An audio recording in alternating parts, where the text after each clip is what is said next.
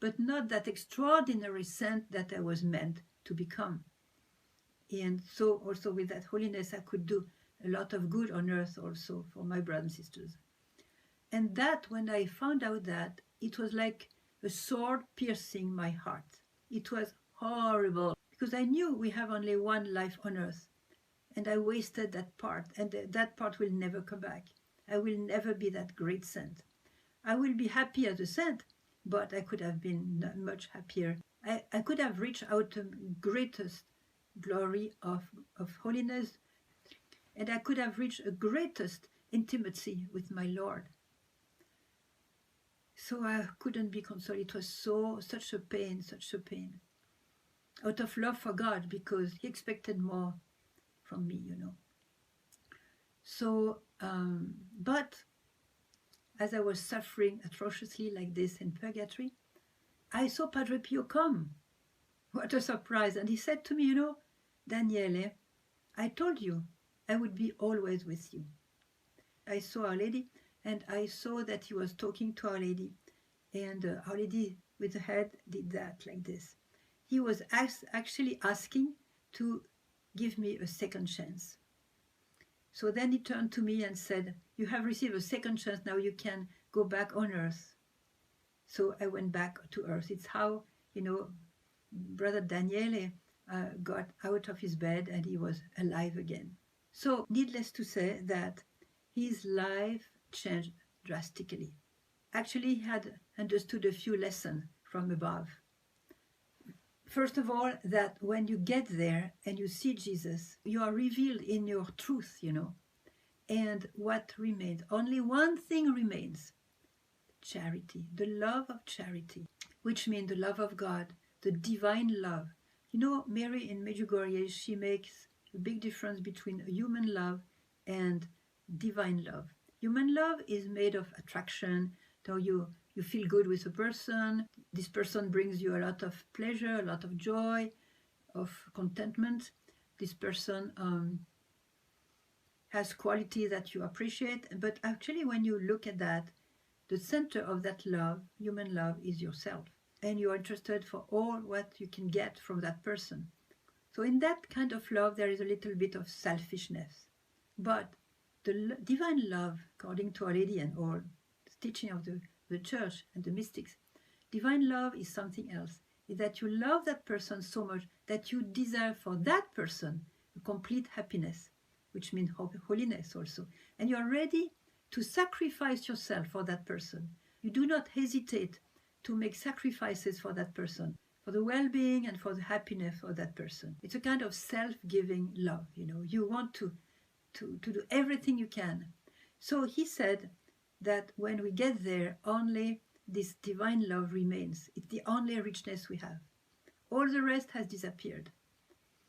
So he got that, and he understood also that in order to have that divine love in our hearts, it's prayer. It's through prayer that you can be filled and fulfilled with love, the love of God. So Brother Daniel had constantly his rosary in his hand. He would pray constantly, and either the psalms and the rosary or any other prayers. He was like also talking to God constantly in his own way, you know, with spontaneous prayers and very free prayers. And so he was an example for prayer. And also he got that love through prayer, and he was extremely good to the poor, to the handicapped people, to the weak, to the sick, and to the elderly. And he would really listen to them, and he could see Jesus suffering through them. So he was very, very nice and loving to them. He saw Jesus, like Mother Teresa, you know. He saw Jesus through the poor. And he had also received the same charism as those of Padre Pio. For example, he could see the souls. He could see the future. So many people would come to him, and they would bother him days and nights, so to speak. And he was good to everybody. He didn't calculate his tiredness. Actually, he was also several times operated because he was very weak in his health. And when he would suffer, he would be extremely joyful. Because one thing he understood in the other world is that the value of suffering when it is offered to Jesus. As he was taught there that when you offer your suffering to Jesus, of course Jesus takes the gift, he takes it. And what does he do with it? He takes it in his own heart, and this suffering offered becomes his own suffering. It is his, belongs to him. And everything that belongs to Jesus is divine. Offering your suffering to Jesus, your suffering becomes divine. And what is the fruit of that is that united with the suffering of Jesus, your suffering becomes co-redemptive. And the great mystery of co-redemption.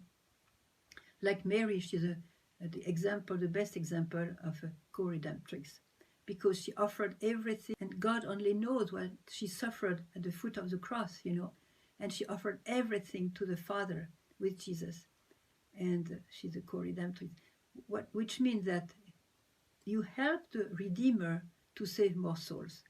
Of course, there is only one Redeemer. It's very important to know that. Mary is not a Redeemer. A saint is not a Redeemer. But Jesus alone is a Redeemer. But because we are the body of Christ, the mystical body of Christ, we received also during the sacrament of baptism a great gift, among others. It is a priesthood of the faithful. Because of that great gift, freely given by God, we have the possibility to unite ourselves and our sufferings and our work and everything to that of Jesus and help Jesus to save souls. And this is a beautiful aspect, because when we suffer, you can also choose to be nasty, to be rebellious, to be anxious, to be desperate, to be jealous, to be all these things, when Satan wants to tempt you with his own production, so to speak, But if you listen to the voice of Jesus, who tells you,